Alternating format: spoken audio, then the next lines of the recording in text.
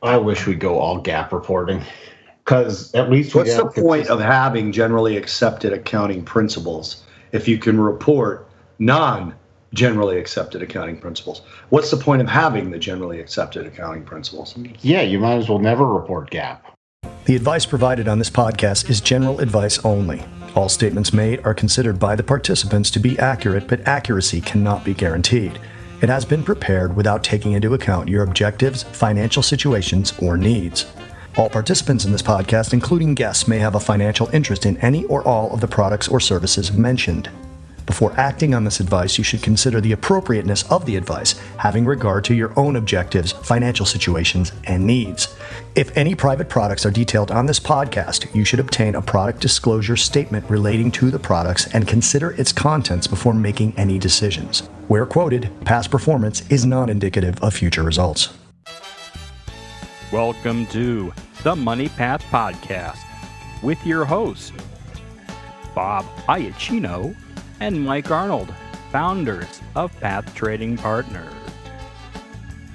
Why don't you check out MotiveWave software? Go to pathtradingpartners.com and download your 14-day free trial. So let's join Bob and Mike with a conversation of news and the markets.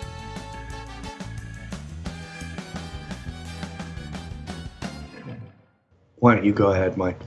Microsoft, the earnings, $113 per share, excluding certain items. So when you read excluding certain items, is that GAAP or non-GAAP, Bob? So it's funny, in like conference calls or in the release of the actual details, they show what those items are, but they just say it in the initial move. It was Honeywell I was thinking of, but go ahead. So they 113 versus 108 expected, and revenue beat also. $30.09 billion versus $29.21 billion. So they did pretty well. The stock was up bigly.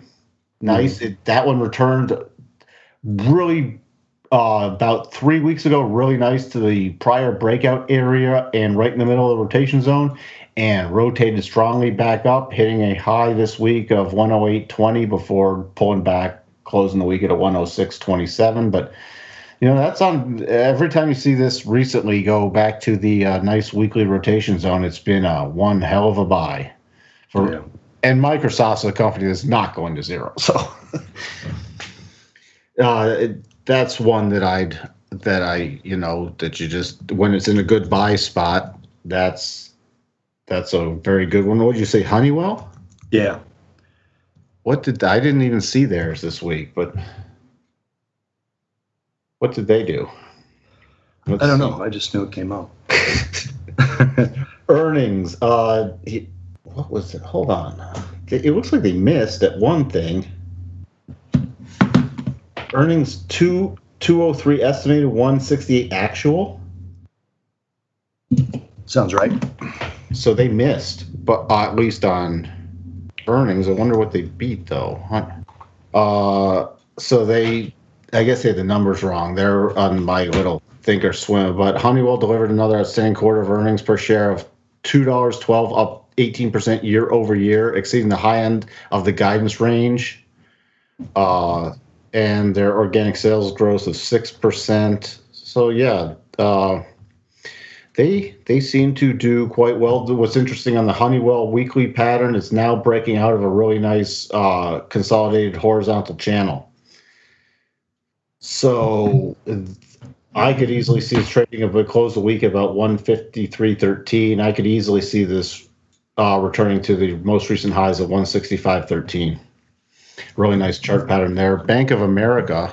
Mm-hmm. We also had that was early in the week. I believe it was Monday. Didn't we also have Goldman Sachs? Yeah, we had Goldman Sachs. Bank of America had good earnings. Goldman Sachs had good earnings too, but the stock got hit with the change of CEO. But go ahead.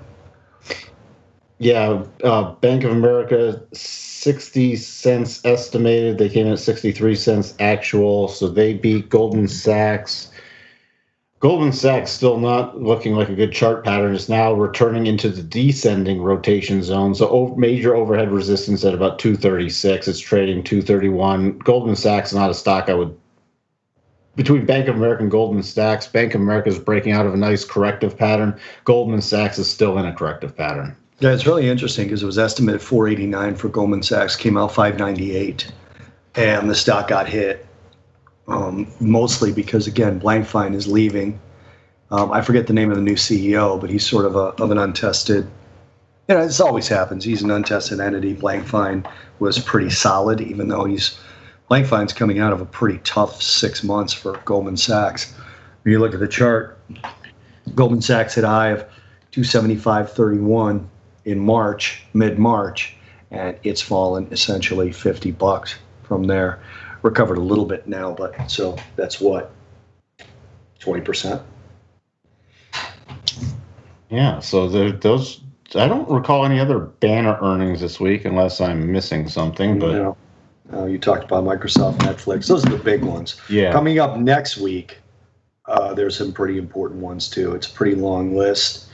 You've got Boeing, you've got Intel, you've got CVX, which is rails. You've got McDonald's next week. You got American Airlines next week. You got Google, Facebook, Amazon, Exxon. Visa is coming out. You've got Halliburton coming out, Mondelez, General Motors, Ford. So there's a lot next week. Are you going to list any big companies though? CMCSA. Who is that, Mike? Don't we have a Crapcast? Yeah. Is that Crapcast? That's Crapcast. They're this coming week too. Oh look! Wait, so quite a few next week. Hold on, they must have heard me. My internet's going down. Oh, you know what else had a good week this week? What? Bitcoin. Mm-hmm. Bitcoin, pretty nice recovery. Yeah. Oh, big move up on the 16th, 17th. Just now nicely correcting, pulling back to the daily rotation zone, actually holding in a nice sideways channel, letting the 8 EMA catch up. So we'll see if this will now raise it to another breakout. I mean, we're still in overall a big recovery pattern because the weekly rotation zone is still against us. Although if we can get above about 7,800, that'll be a positive for Bitcoin. Although whenever we've tried to get above by any certain amount above the weekly rotation zone, it's attracted a lot of selling pressure over the last few months. So we'll have to see if those sellers come back in or not. Mm-hmm. There's also supposed to be a lot of rumors out there that they're going to get approval for finally a Bitcoin ETF this year. Mm-hmm. So there's a lot of positive things. There was also South Korea talking about looking at legislation for ICOs and cryptocurrency trading and exchanges and all that. And to me, that stuff is always a very good thing. Canada, Carney, was it Carney? No, it's Pelosi from Canada, said that you've seen more activity on the transaction side. And then we had a technical pattern that Mike talked about on YouTube, which played out perfectly. That's in the news as well. Yeah, if you're into cryptos, you should definitely be following our YouTube channel because you should watch. Even if you don't trade the coin, you should still watch it because you'll learn something that could be applied to the coins you do trade or invest in. Mm-hmm. Not to plug our own stuff or anything. But check out the YouTube channel, everyone. YouTube.com, Pat Trading Partner. That was very official.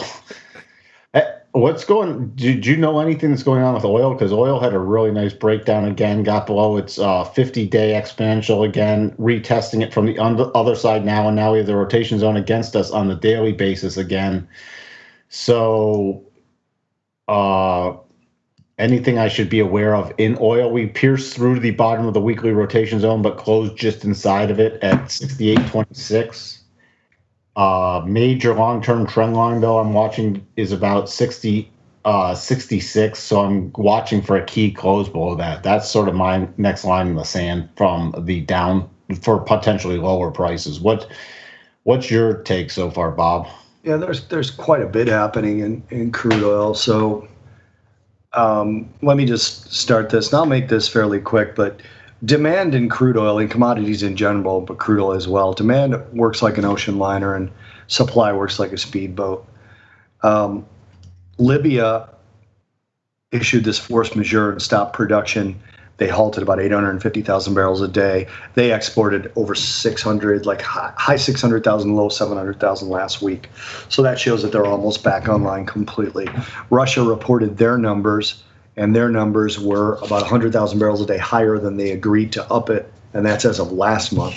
So that means they already either began doing it, or they either had been doing it already, or they had been doing it already. So they had already upped their production prior to the agreement, and they came out a little higher than expected, which is probably why they were fighting for a higher boost in production from Saudi Arabia, because they knew they were already planning on doing it. So there was that. Saudi Arabia came back and reiterated that they don't intend to boost production any more than what they promised. And that was going to take up a lot of the Libya loss of supply, which a lot of that is back online. And then you've got 7 major shale basins reporting higher production. The only thing I'd say that I talked about this before, I've been watching is refinery utilization drop below 95%.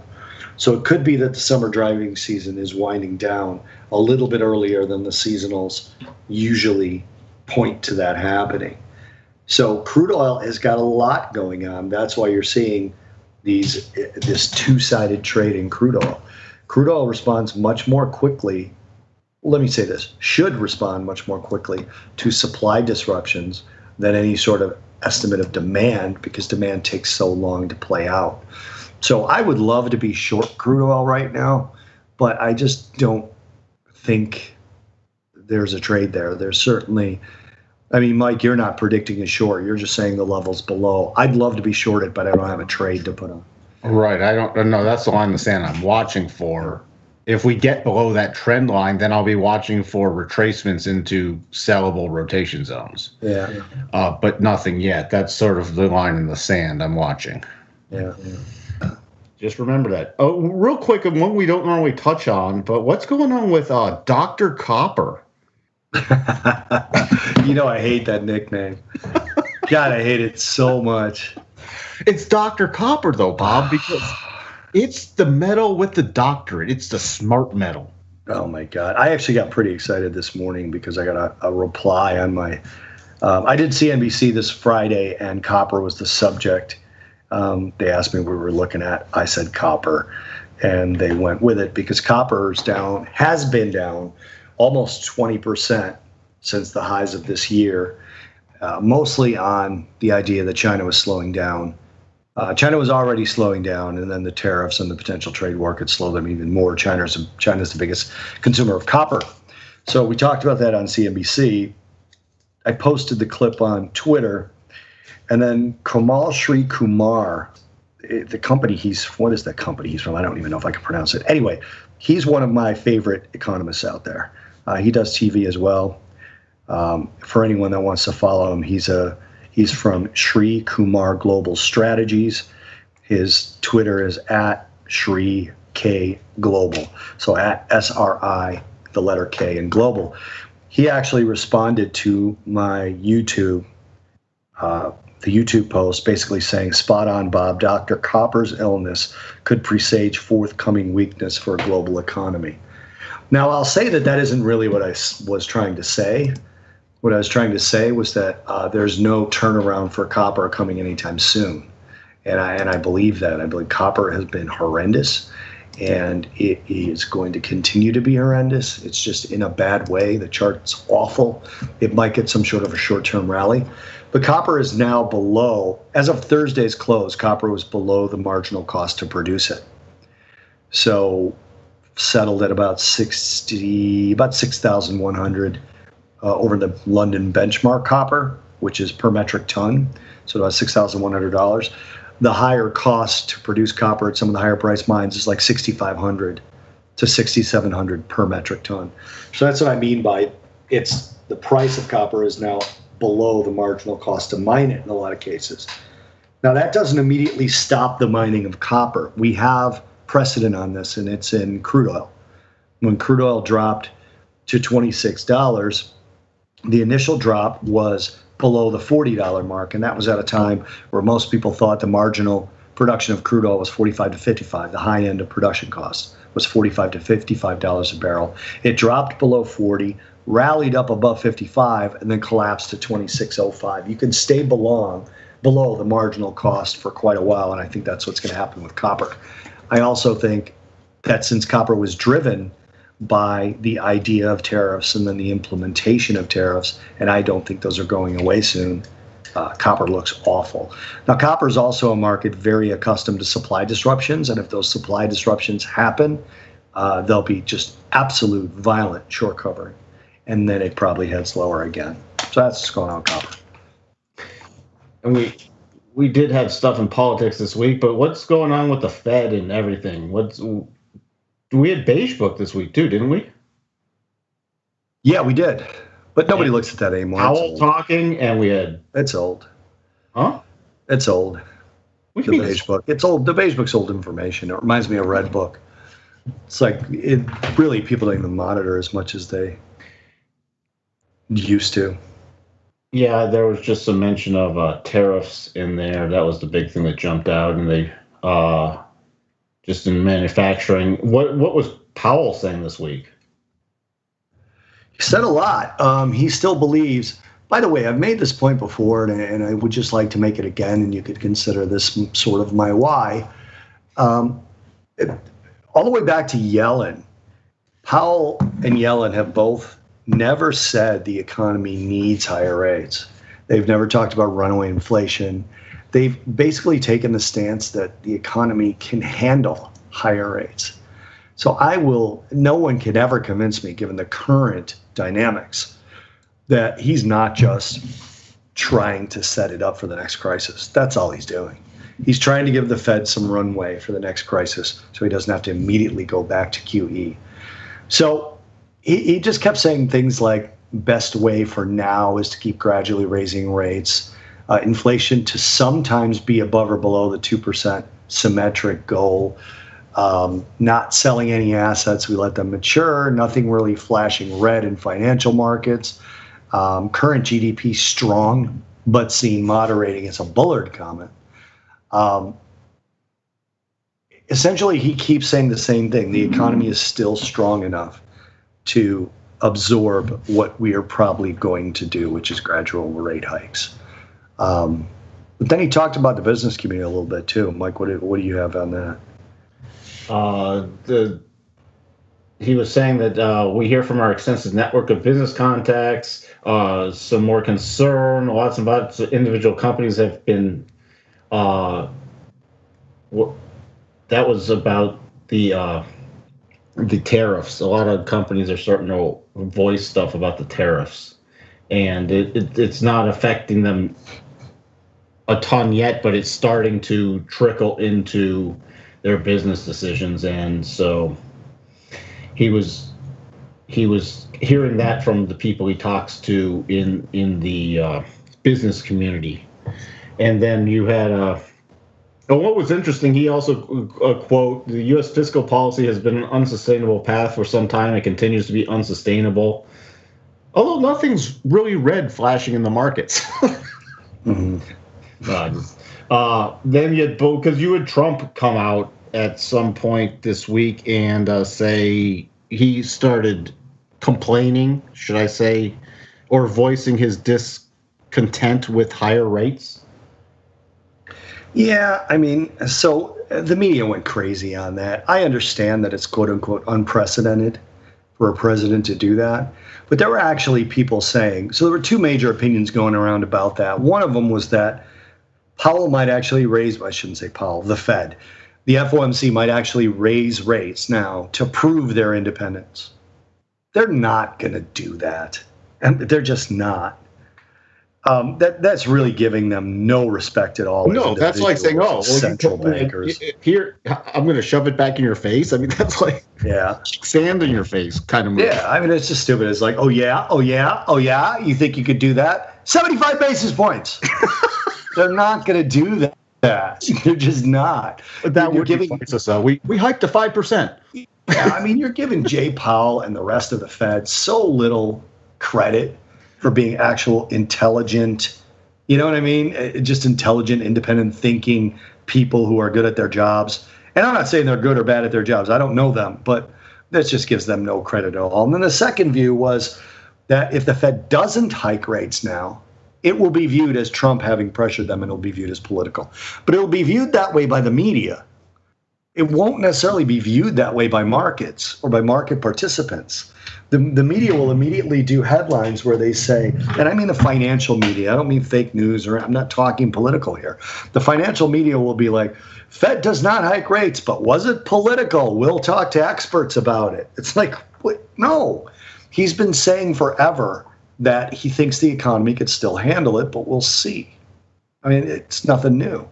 And do you really think that like a president who made his fortune in real estate is not going to hate higher rates? I mean, I don't think he should have done that. I don't. For the same reason that, you know, he does tariffs that he knows are going to do some harm, but he has an intention as to why he's doing them, and he feels the harm is worth the eventual gain that he intends to procure. The Fed's the same way. They don't raise rates. Somebody on Twitter hit me with, the Fed's going to raise rates so they can take more money and line their pockets. I'm like, oh my God, shut up. What? Yeah, it's just like you have no idea how this stuff works, do you? But essentially, our credit card bills are going to go up. Your credit card bills aren't really tagged to the overnight Fed funds rate, but they will go up if the Fed raises rate, but they're not tagged 1-to-1. Anyway, the Fed also raises rates because they think that the long-term view will be worth a little bit of short-term pain. So it's a little surprising. It's not surprising because that's how he is, but that's why presidents don't comment on it, because they do where they're potentially causing short-term harm for a longer-term gain. And I believe Trump's doing the same thing with tariffs. That's at least his intention. So, I mean, he shouldn't have done it, but the media they did what they always do. Yeah, and Bullard came out after that. He did a lot of stuff. He said, you know, the GDP is still strong, but moderating, and he's watching them. He thinks they're going to avoid an inverted yield curve by being cautious on hiking. Then he said Trump's comments won't affect their rate decisions. You know, they're going to do what they're going to do based off what they think the right thing to do. And then he said the only real threat to Fed independence is not what Trump says. It could only come from legislation, like if they change legislation and it gets signed into law that overrules Fed independence, yeah, that could happen. But there's nothing like that that's been talked about. So just because Trump's not happy with it doesn't mean the Fed's going to change anything they're doing. That's a little take, but it's good to always mention because it's just like it's the whole spin, though. Remember when he said there's the thing about the strong jobs report, or you know, and then if he doesn't say something next month, or what are we going to read into it? It's like, okay, now whatever happens is going to be like, is it all due to Trump? Yeah, it's silly. It's really silly when they started saying that. So when those comments first came out, right, the dollar rallied. So according to the news media, the dollar rallied because people are speculating that they might raise rates even more just to prove their independence. And then when he said it the second time, the dollar fell. And then people were saying, well, now it looks like Trump might have some effect on them, so the dollar's falling. It's like you're just trying to credit Trump, and it's not. The president can say whatever he wants. The Fed's not going to react to it. At least not at this stage. Powell's got a 10-year term, and he's not looking to be reappointed or anything like that. So, yeah. So that's it's not like you can't even make the case where you could with Yellen, because theoretically she wanted to be reappointed at the time. And then when she announced she was retiring, well, that dialogue, that what's the word I'm looking for? That story, that headline was gone because she didn't need to be reappointed. So that proved her independence to people. But Powell's in for 10 years. There's no real mechanism for the president to get him out of there. So he's not going to react to that. It's stupid. Yeah. The Fed's not. I mean, the Fed misses a lot of stuff and does stuff I don't agree with, but they're not going to do something inane like that. Just dumb. Anything internationally that caught your eye this week? No. Anything new from Brexit or... It looks so. Some of the talk I'm hearing now is that we may actually do a deal with Mexico unilaterally first, which surprises me quite a bit. I thought they were further along with Canada than they were with Mexico. And Mexico prefers a trilateral agreement with the three countries, a multilateral agreement. But, I mean, no wonder, right? Because they're the least developed of the three. So any rules that apply to all three should just logically benefit Mexico the most. Free trade rules. But I'll always maintain, why do we need free trade agreements? Just trade. What do you need an agreement to trade freely for? Yeah, just trade. Trade, then trade. Yeah. But from what I understand lately now, it used to be that the deal was close. Now, Trump the other day said the deal is close. It looks like we'll get something done. So I actually believe him when he says that kind of stuff because, when he says it usually, I don't want to say usually, but it is tended to transpire in the way that he said it as you get closer. But I also heard that there was going to be a deal with Mexico and then a Canada one was going to be worked out separately. Well, everybody has to understand, regardless of what you feel about this guy, he's not wrong about trade barriers and stuff. It's just those things have been generally accepted under the pretense that the richer countries have sort of a responsibility to help the developing nations get out of their own way by accepting things like tariffs and stuff like that, and just kind of helping those countries earn more. It's just been accepted. But if you look at it from a lens of just blanket, you charge 3%, we charge 3%. That doesn't exist. Everyone just completely rapes us, and I shouldn't say rape. Everyone just completely abuses us in terms of the level of barriers and taxes that they levy on U.S. products going in. There, pretty much everybody does. Canada's not exempt from that. They do it as well, and that's where I think it gets aggravating because Canada's hardly a developed nation or a developing nation that needs our help. Hey, do you have any longer term outlook on the dollar then, Bob? What's up? Do you have any longer term outlook on the dollar? No, I don't. Higher. My longer term outlook is higher. I don't know what the charts say, but I just maintain that if these things continue. So here's one of the things, and again, we have to go back to trade because it's pertinent to the economy. If President Trump, I believe he is doing this with the understanding that he has cover fire from a really strong economy. And he's got probably 2 or 3 quarters to do it without suffering much. Because at the end of the day, people generally vote their wallets. So he's got a potential 4% GDP coming, potentially another one between 3.8 and 4.2 for the following quarter. And he's got really strong jobs numbers. That's why he's mad at the Fed. Because if the Fed raises rates and cools this thing off, he loses his cover fire to do these other things that he feels are necessary. So money will go where it's going to appreciate. So regardless of what the political climate is, if the U.S. is the strongest economy, which currently it is, and if it's able to survive through an accelerating trade war, which looks like a possibility, if not a probability, money has to flow into the U.S., which will strengthen the dollar. So fundamentally, my long-term view is the dollar stronger. Having said that, I have not looked at a dollar index chart. Well, from a technical perspective, we're in like we were rallying up until the last couple months, and now we're in a horizontal consolidation. It keeps slamming against the 200-week moving average. I have 2 lines in the sand. Mm-hmm. Close above 96, very bullish. Close below 93, dollar then proceeds to drastically weaken. Yeah. So those are my 2 lines in the sand on the dollar index. So you can't say we're just chopping back and forth, and that's why looking at the minutia of the moves. Oh, we're up. No, we're down. Whoop, whoop, whoop. We're in a horizontal channel. It's gonna go up and down. What matters is where you get out of it.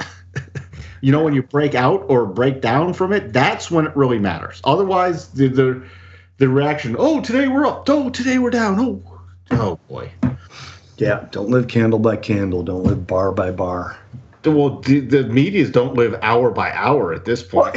Well, do you know that the S&P 500 is down week over week 70% of the time? 70% of the time that the S&P is trading, it's down week over week. And that makes sense, right? Especially for something that only goes up. Because, if you believe the buy and hold guys, because it can't make a record high every single week. So every time it makes a record high, right? If it drops 1 cent, it's in a drawdown. So 70% of the time, the S&P is in a drawdown, basically. week over week. And it's interesting because 12% of those times, it's 5 to 10%. 23% of those times, it's 20% or more.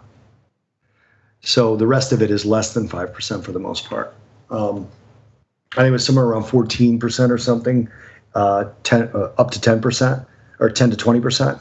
But anyway, like people who buy something like, oh my God, it's down right now. Everything. You can't just continually make new high after new high after new high. Things don't work like that. You can always make new all-time or all new-time highs. Every single minute. Every minute. Yeah. Every minute Not of every day, second. things just go up. Not every second, but every minute you can. Yeah. I found that fascinating. 70% of the time. Now shake people up.